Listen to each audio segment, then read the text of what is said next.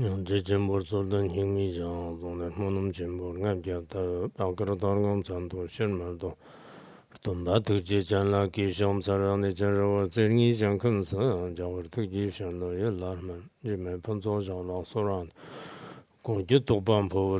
supreme, profound, and sublime Dharma is difficult to encounter in a billion eons. Now I see it, hear it, receive it, and kept it. I vow to attain the true meaning of the Tathagata. In order to liberate all sentient beings, let us generate supreme bodhicitta. Well, let's now take a look at our journey to the West.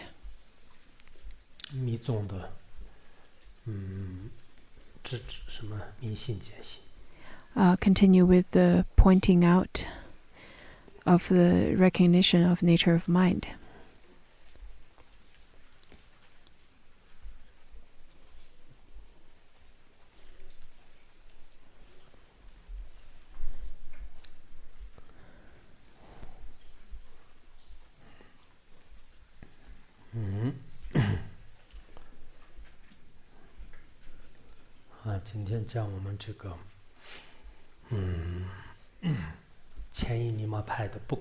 Good, so we will continue with the uncommon feature of Ngagyur, Nyingma. Ngagyur means the earlier translation. Yesterday we talked about Jingme Rinpoche. I think I made some mistake. I did not. I misunderstood that Jingme Rinpoche from Atiling did not go. And this Jingme Rinpoche is Jingme Khyentse Rinpoche. It was someone different, not the same Jingme Rinpoche from Atiling. It's the Jingme Khyentse Rinpoche from his center rather than from Atiling. Probably another reincarnation of Khyentse Rinpoche. And previously we also spoke about Dilgo Khyentse Rinpoche. Dilgo Khyentse Rinpoche, according to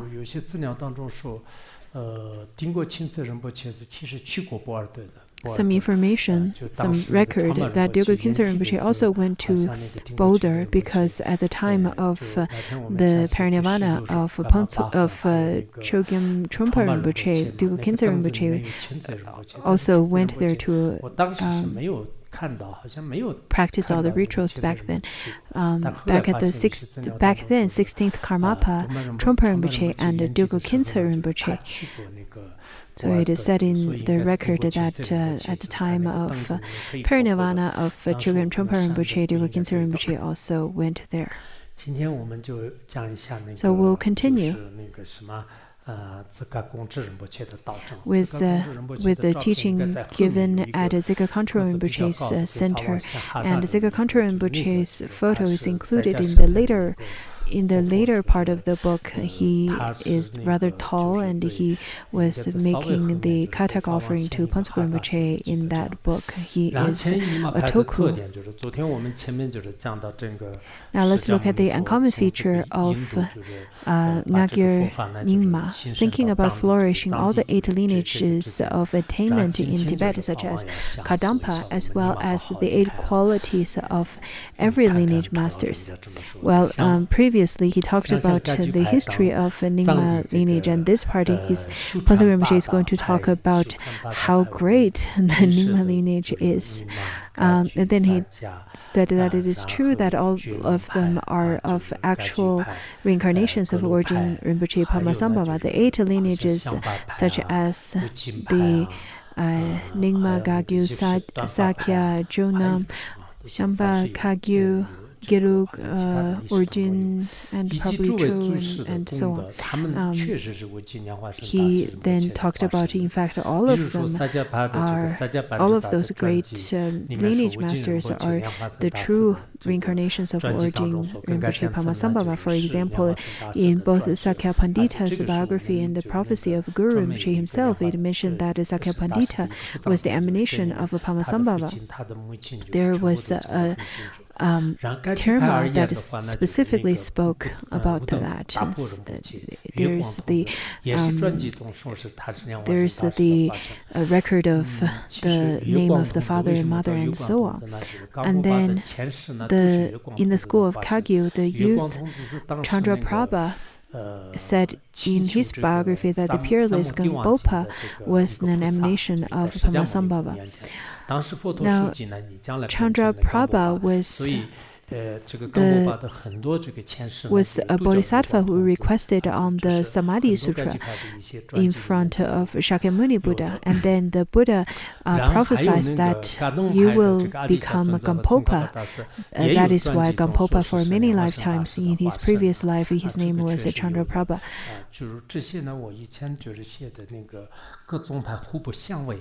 And then in the school of Kadam, there is the same statement in both the Venerable Atisha and the great Tsongkhapa was the emanation of Padmasambhava. As for the school of Jonang, some biography writings claimed that the two well-known great lineage masters, Dolpopa and Taranatha, were indeed manifestations of Padmasambhava. So, in the various kinds of records, for example, in Garupa, the fourth Panchen Lama, there is the record saying that how Padmasambhava turned into or manifested into Atisha and then into Tsongkhapa. This is not proclaimed by Nyingma, rather this is a statement from Garupa themselves. And then from Jonang, the Jonang school's two lineage masters, Dolpopa and Taranatha, that we studied from. If you remember the author of the Uttara Tantra Shastra, they were also the manifestations of the Padmasambhava. In the father teaching of the Kadam school, Venerable Atisha said, in Tibet, all great lineage holders who spread the Buddha Dharma in the beginning ensure its flourishing in the middle as well as long-term prosperity in the end are without exception manifestations of Orgyen Rinpoche Padmasambhava. Even Guru Rinpoche himself said that as long as you show devotion to me, the Buddha Dharma will remain in the world. If you ever start to lose faith in me and nobody remembers to supplicate me, the Dharma will quickly disappear from this world. Well, even nowadays, whenever we encounter different kinds of obstacles and so on, we would still supplicate to Padmasambhava. Sometimes we practice the wrathful manifestation, sometimes the peaceful. All of these are really essential. If we were to practice a little bit every year, it's going to unfetter us from all kinds of obstacles and bring peace to this world. That is why it's really essential to supplicate to Padmasambhava. And then from the perspective of ultimate truth, all great lineage holders and patriarchs were born in Tibet shared the same mind stream. From the perspective of the phenomenal level, however, no such masters are as great as Orgyen Rinpoche. The great Kampo Bodhisattva, Vimalamitra, had never been born in Tibet, the land of snows. In fact, all three of them are not Tibetans. Not only these inconceivable great Panditas, no Lotsawas equal to those at the time of Padmasambhava have ever appeared in the later times. Well, all of these are included in the historical record, such as the Red Book of the History, and then Buddhan History of Buddhism, and the Samba History of Buddhism. The other day when I quoted from those historical records about Padmasambhava, in fact they were not included in the Blue Annal and the White Annal. And then Phuntsung Rinpoche continued to say that during the time of Lodrak Marpa Lotsawa, the matchless one among all translators who was responsible for the later translations was Ngok Loden Shirap. This is also included in the Tibetan history of Buddhism. While attempting to translate Maitreya's ornament of the Mahayana Sutras from Sanskrit into Tibetan, he noticed that there were many araka in the seventh chapter on the 6 paramitas. This term araka literally means no attachment in Sanskrit. New Loden Shirab had no way to distinguish all the repetitions of this Sanskrit term araka by just translating every one of them as non-attachment. He actually had no idea what this particular term is referring to. And then feeling frustrated, he did some research on the Ngagyur Nyingma's translation of of Buddhist texts. Amazingly, he found that the great translator in earlier times understood the proper use of the same term, araka, based on the sound of the syllables. Every usage of the term araka then had a specific meaning in regard to the 6 paramitas of generosity, discipline, patience, diligence, meditative concentration, and wisdom. Moreover, in terms of every paramita, for example, the generosity, there were 3 arakas referring to the generosity of past, present, and future, respectively. He read a line of a translation which then said, I think this part is included in the second edition. It said that not going to be attached, not attached, and never having been attached. The nature of attachment is non-attachment. As he noted, such a beautiful paraphrases that took the factor of context into full consideration, his arrogance was completely shattered, and he composed a verse to express his admiration. Vairocana was like the boundless sky itself. Kawa and Chuk was like the sun and the moon. Rinchen Zampo was like the great dawn star. Compared to them, were like mere fireflies. Gawa means Gawa Beza. We usually read his translation, and Zhuo Li Jiangzhen, they were just like the sun and the moon. And then the great Lotsawa Rinchen Zampo was like the great dawn star. And compared to all of these great Lotsawas, the later translation Lotsawas are just like mere fireflies. So he had that kind of admiration towards the Ngagyur translators. Ponzu Rinpoche at the time just kept on going with all of those quotations and the stories and so on. To all of us, we feel very much in awe and feeling quite proud that this is the earlier translation. This story indicates the extraordinary features of those great translators who did the earlier translation in the time of Padmasambhava. This part talks about the translators. And then we'll look at the Panditas of the earlier translation schools.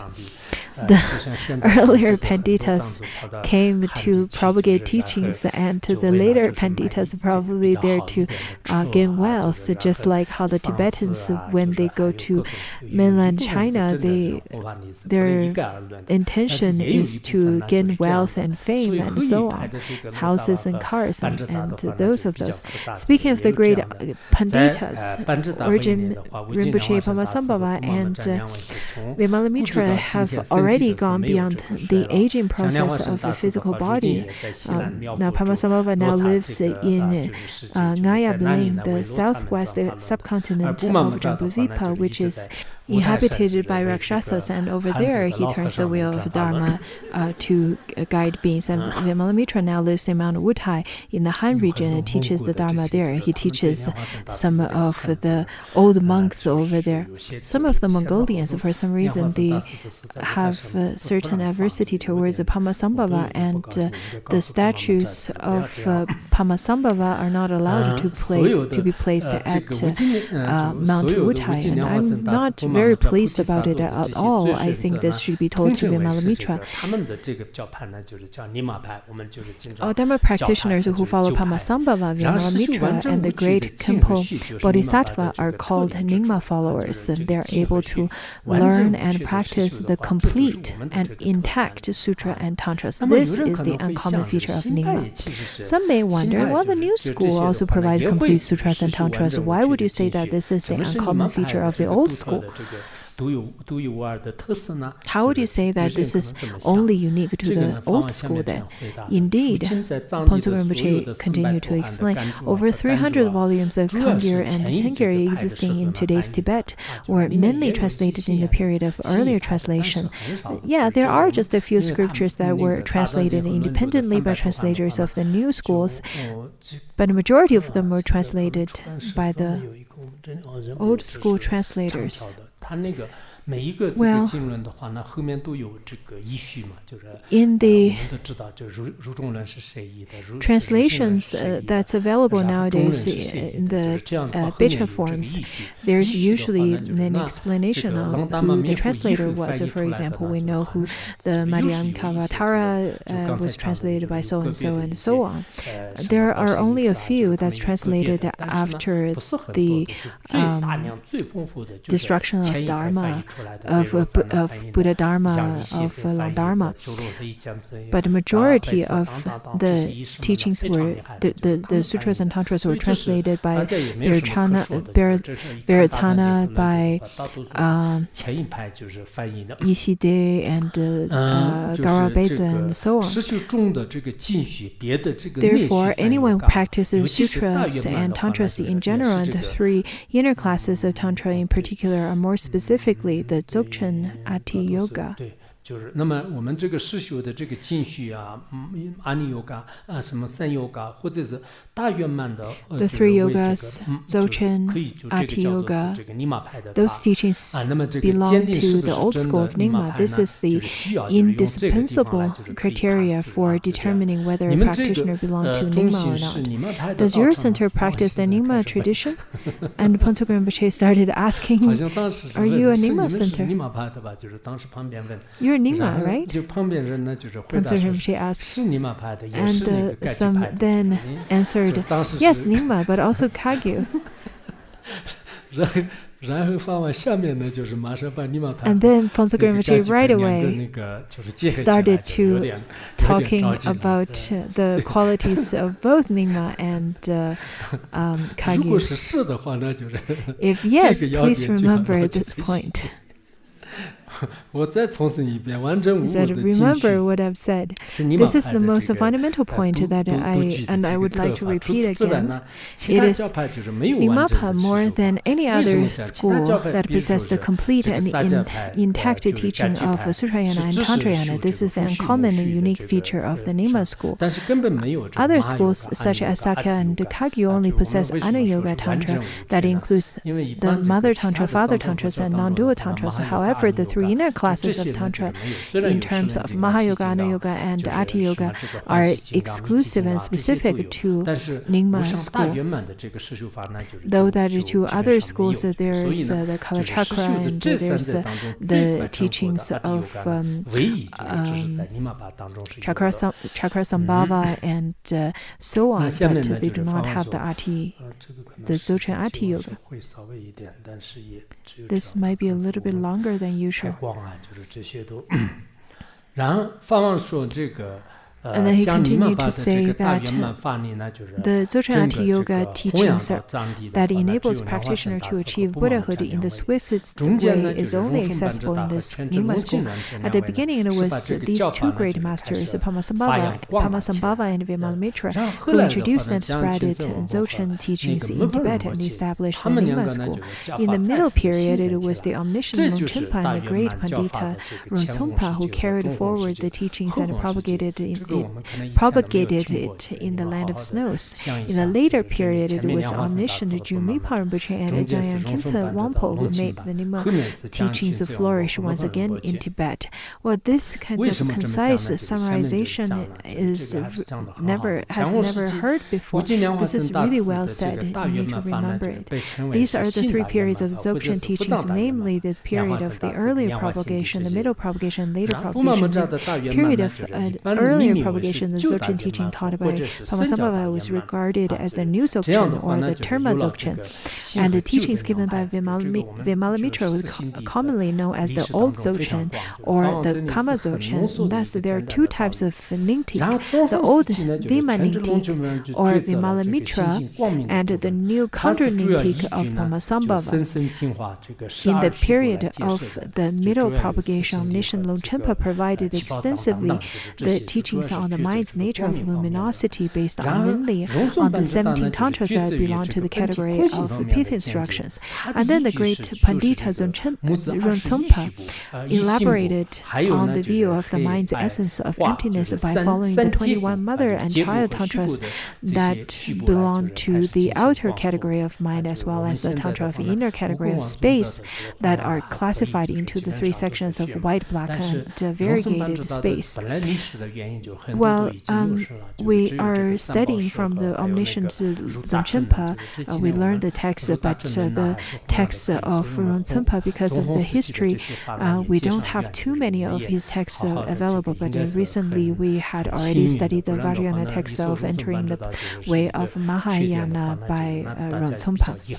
So we would be able to complete all the three different aspects. And in the period of later propagation, Jamyang Khyentse Wangpo transmitted profound instructions to fortunate beings, guiding them onto the path of Dzogchen.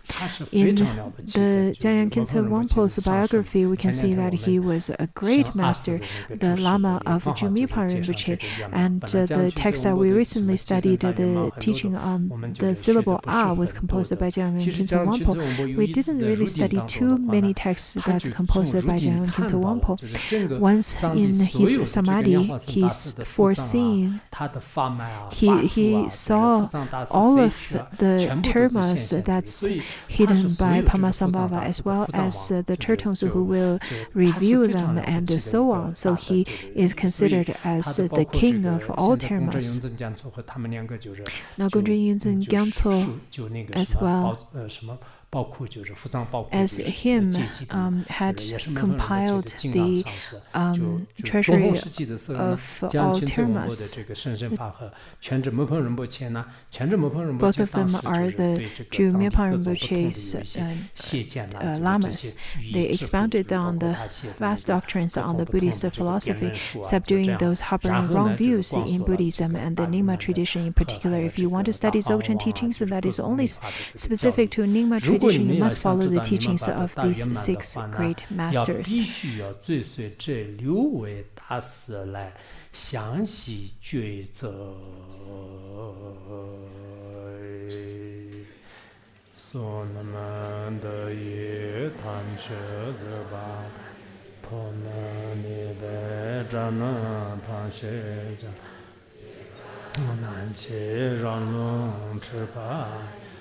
Chubum zonen droba droba